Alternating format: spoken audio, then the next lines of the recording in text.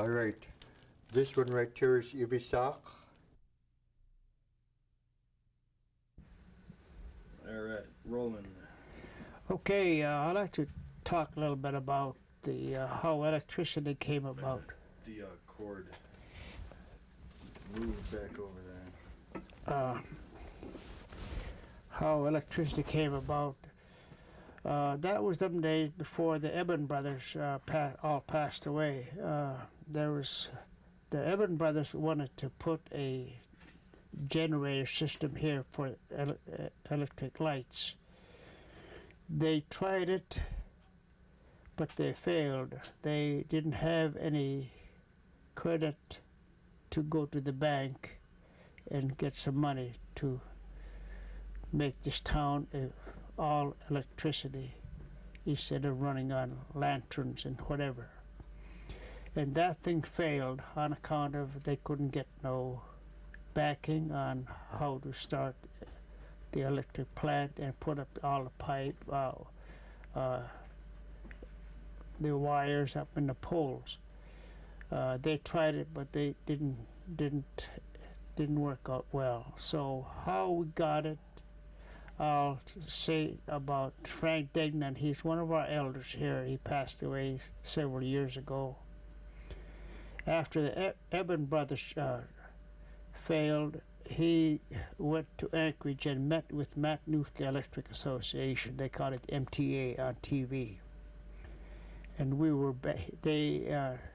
fortunately, they came and taught us how to get loan, to maybe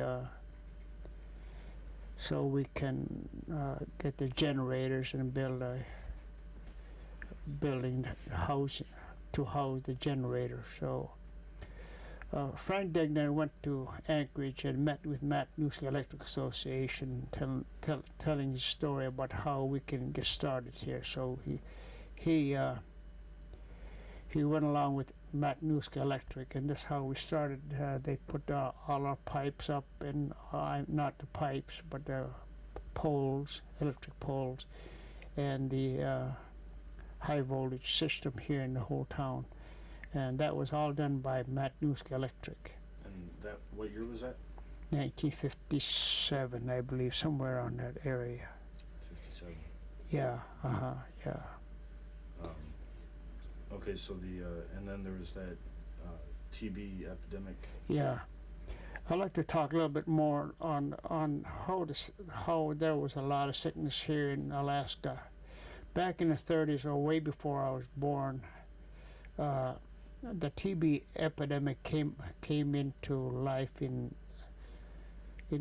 almost all of the villages here in Alaska, and it took life of a lot of people away. A lot of them had to be picked up here in their towns and be shipped anywhere they can find room to cure their sickness. Some of them went to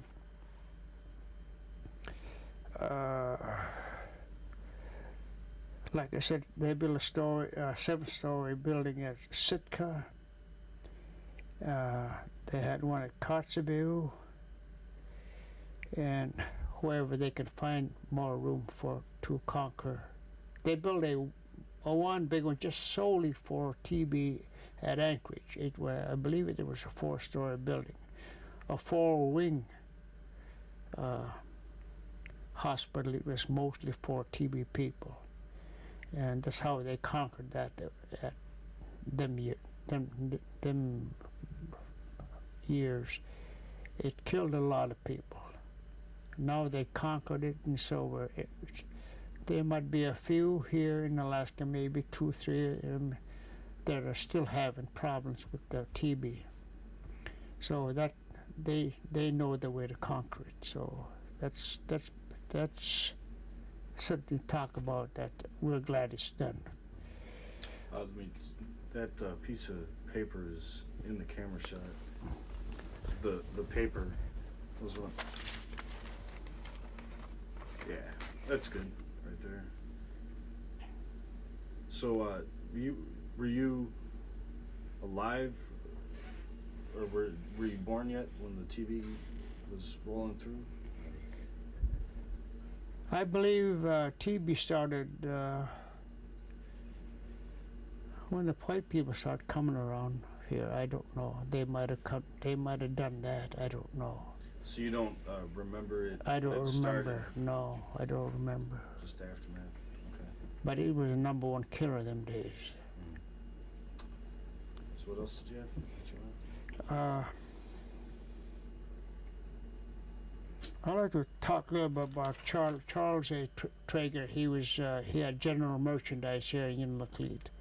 He helped a lot of people on credit and how they can try to pay off their, if they have credit in the store, they try to pay it back by trapping. And things were pretty cheap them days. And this man, Charles A. Traeger, he had a great heart. I really admire the guy. He helped a lot of people from being in poverty, especially in food. And and once in a while he'd invite the people here at Unalakleet and go have coffee or something like that, and give them a big discount or something like that, and give a lot of people credit. And like I said, they're trying to pay off their their credit in the store so they can try to during the duration of the war. A couple of GIs. There was 4 GIs.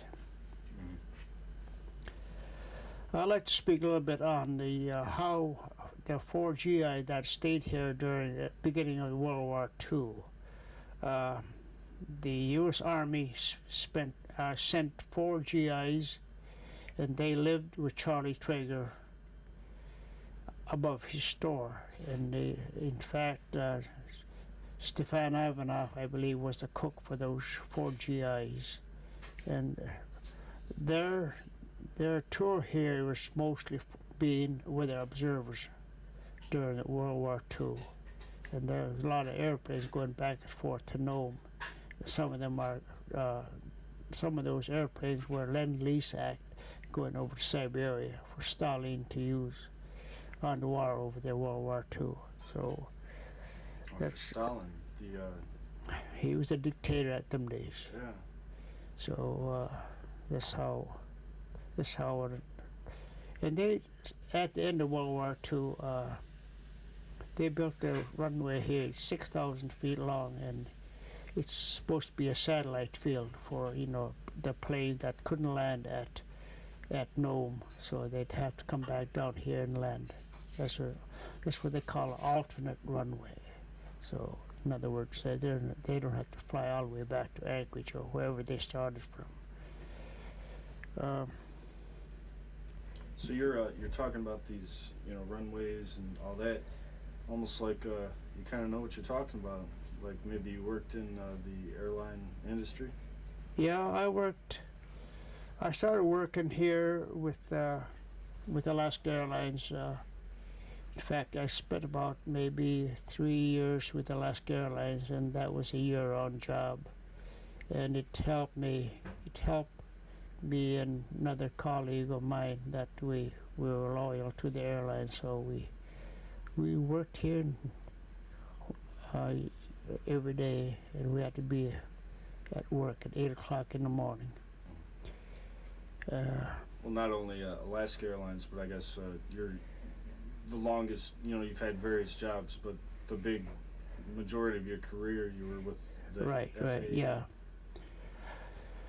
There's what I like to talk about is it kind of changed my lifestyle around it. I went to trade school when I was 35 years old with a bunch of little siblings in the house.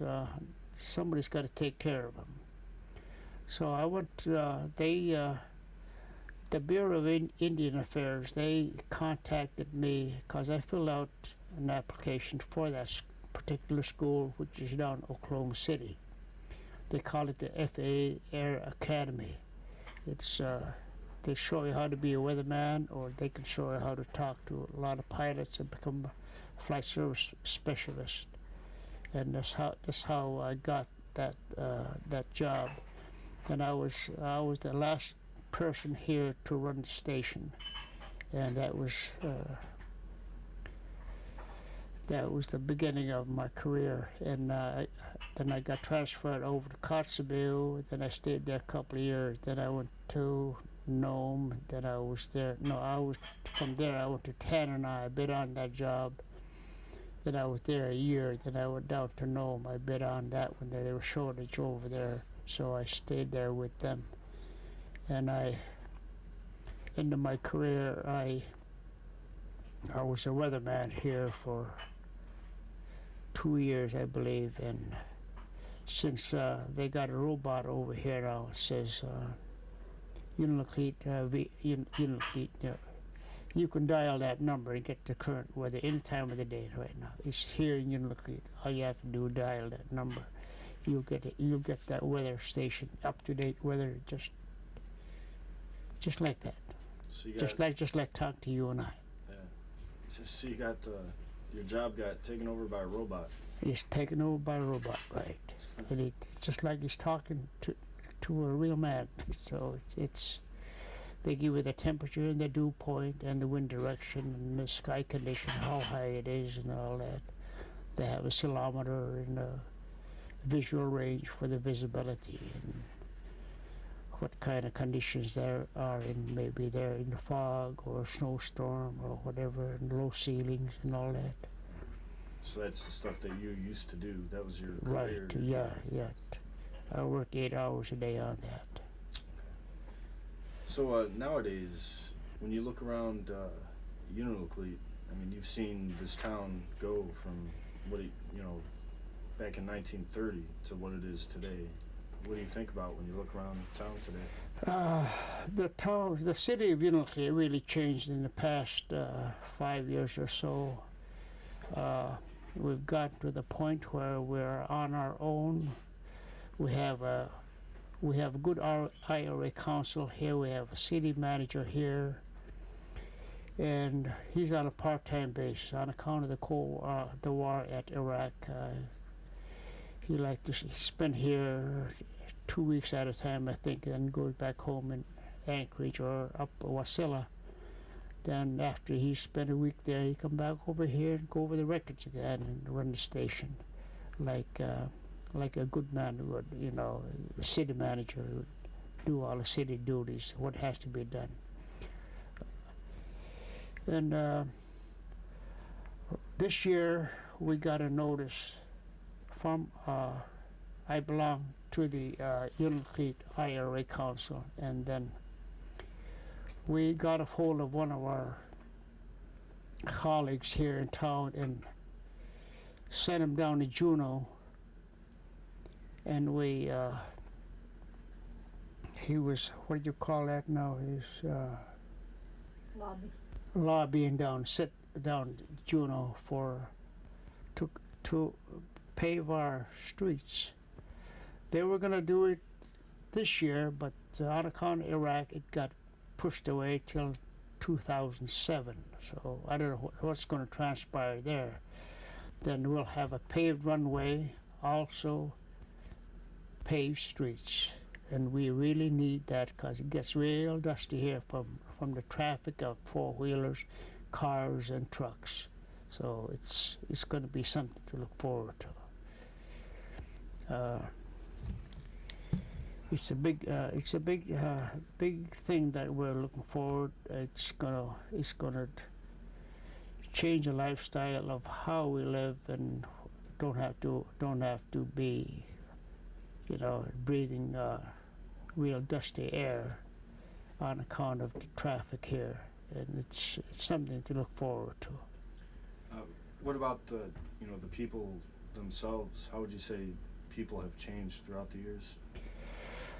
We have, like in the old BIA days, things were quite different. They weren't very efficient like we are today. We have our old school district here, along with Unalakleet. We have, I believe, 12 more here in Unalakleet area, all the way to Diomede and to St. Lawrence Island, and all the way up to Shishmaref and farmost and down towards Stebbins. That's how big our school district is. So it's thriving, and we have a school board, and it's governed by the school board and the big wigs in this, that is employed in the school district. So we're doing fine. It's not like the old days now. Okay, but as far as like levels of respect and the way people get along, you know, together, has that changed through that? You know, Yeah, years ago, we never did have any people. When I was growing up, there was no drunks or anything like that. There was no dope or anything like that. Now it's I hate to say that, but it's in this town. It's something we don't care to put our children through. It is, but it's going through. It's like I said, the bad thing they do about smoking the bad stuff, marijuana is, and I don't know what's going to come next. There's a lot of alcohol here. You can ship that in from Anchorage if you want to, but your name's got to be on the roster at Anchorage. In other words, if you, as a gentleman right here, you never sign up over there in Anchorage, if your name is not listed, they're going to sell you anything that will be shipped over to Unalakleet. So that's how it goes.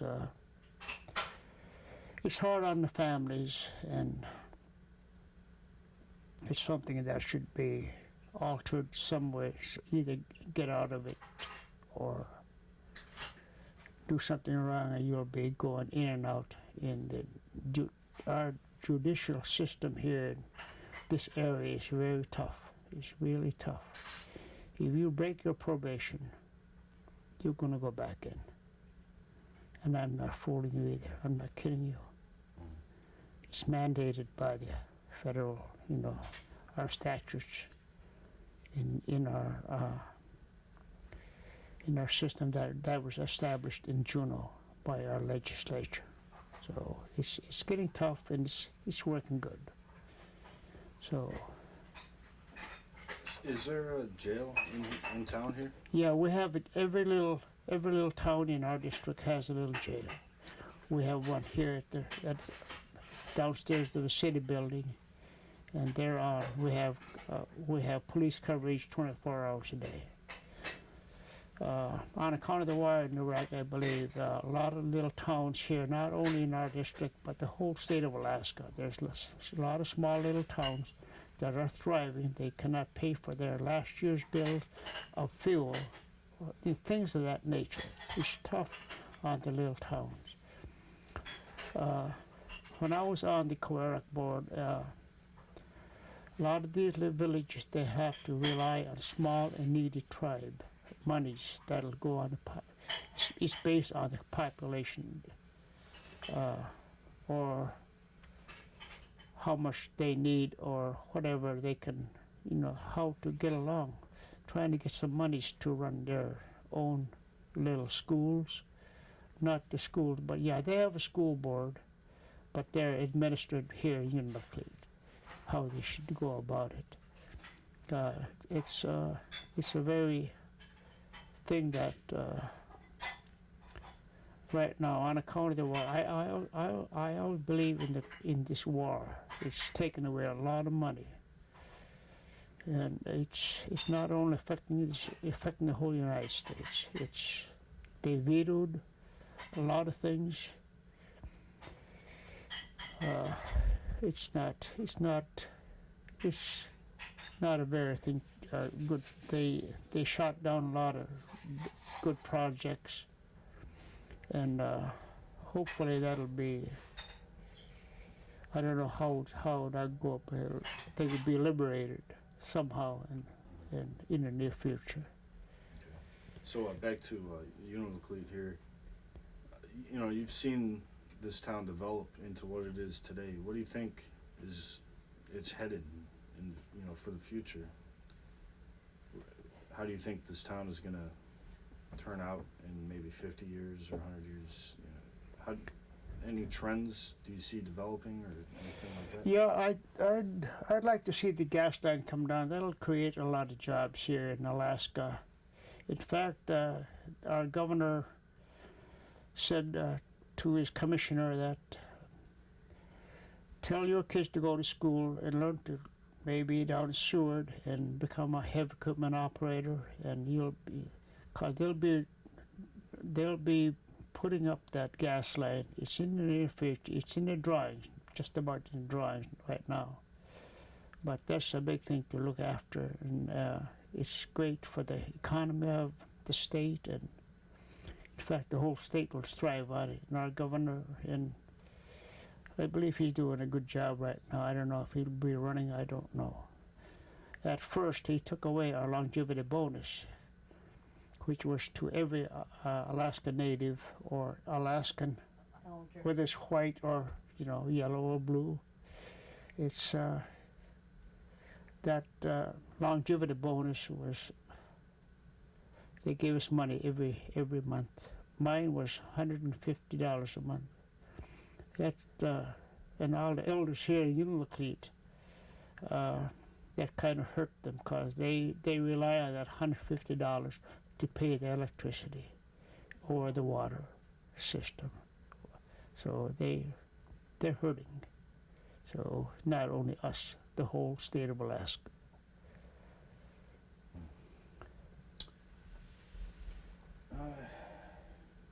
Trying to think of any other. It's just I'd kind of like your perspective on the way people kind of get along in town. You know, it's like it's a small town, relatively speaking, compared to like Anchorage or something. And I mean, everybody pretty much knows everybody else. Mm-hmm. Yeah, we have the Airline here. It's run by Peninsula Airways. When they first started here, several years back, maybe 7 or 8 years ago, they started this route here, and they're still running today. In fact, they had no sobs. Some days it's a passenger aircraft that can carry up to 35 people. And they have 5 of those now, and they run all the way up to all over the southwest part of Alaska, the whole part of the whole chain, and the chain all the way to Attu. Well, yeah, Attu there's the fishery there, and I think they're doing a great job, and they're loyal to everything, you know, that they know Unalakleet sure needs a place. But I wish the price of the airfare to going into town and shop is quite steep. I think it's about $420 round trip per person. So that's kind of big thing, big chunk out of our monthly income. So it hurts everybody. What would you, if you could say something to the youth that are coming up nowadays, what would you tell them? I don't know. I'm scheduled to talk to the children here this week, I believe, and they want me to talk to the school children about what's transpiring in this town and what you're looking for in the near future. It's either go to school or do something that is worthwhile. And it's something to plan ahead, because we don't know what the future holds.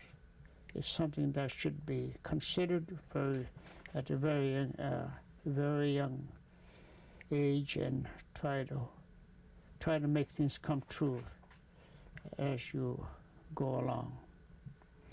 My view to these, they are very worthy us. If we treat them in the right direction, they are very worthy. We have a lot of children here. Their folks been into college, and they're still doing it today. So things of that nature is very thriving to this town. go to higher education, so to speak. Education. Anything else you want to say, Cal? Yes.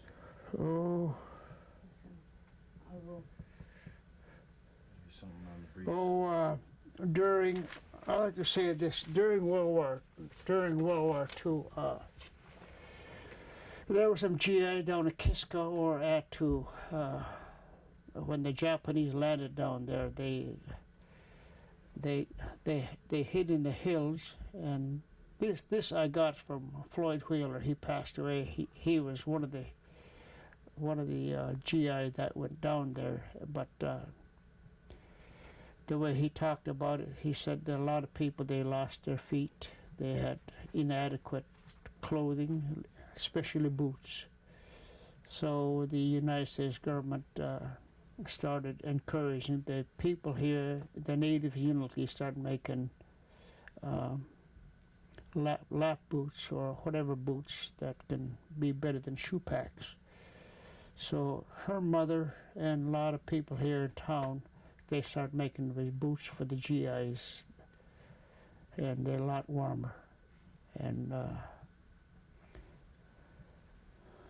they were selling them maybe for $15, but $15 went a long ways them days. So it's something to to look back after that. A lot of GIs lost their feet, so. So were they making mucklucks? Mukluk, yeah. So the GIs were buying mucklucks? No, the United States government was mandated to make those mukluks for the GIs. So they were wearing mucklucks. So. Yeah, Lap boots. lap boots, yeah. Lap boots. They're reindeer skin with toe that's like that, so they can. That toe was there for skis and something to keep your skis from Falling off. falling off. They were, I think originally that pattern came from Norway or something. Yeah. With For the the curled Indi- up toe. Yeah, the Yeah. curled up toe. That originated in the either Finland or Sweden or Norway, so that came about there. So it brought a lot of not very lot, but it brought some income to the people that really wanted the money to buy groceries. It helped them a lot. The father of the house would be making the leggings soft, scraping the leggings. yeah. Everything was during World War II. Everything was very precious them days. It's still today, and it helped a lot of people how to thrive from that. And that's when the things were very cheap them days. To go in the store and buy maybe 5 cans of milk for maybe $1. So, like I said, milk today is, I believe, $1.73 a can here. So it's. What you wanted to know? That's yeah, that's good. And basically, the last thing, if you could briefly kind of just say, I guess, how many kids do you have? Yeah, we have 4 girls, 5 girls, Girl. 5 girls, and we lost our boy. He's the oldest of the family. He got caught in the storm and drowned. So that left us with the 5 girls, but they're not living with us anymore. They're living here. They're in towns, and they're trying to make a living here. So not in Unalakleet? We have only Yeah, one here. daughter here living. Yeah. Okay. Yep, this tape's about over again too. And grandkids? Or? Yeah, Anchorage, Homer, Fairbanks, yeah. Here in Nome, Yeah. our girls are all over. Okay, grandchildren? grandchildren. Grandchildren, great grandchildren. We have. I don't even know how many. 13 or 14, something like Yeah, and we've got about 5 great grandchildren now. Okay. Yeah, it's gonna have to be it. Oh, Now, cool. I have one more half-hour tape left.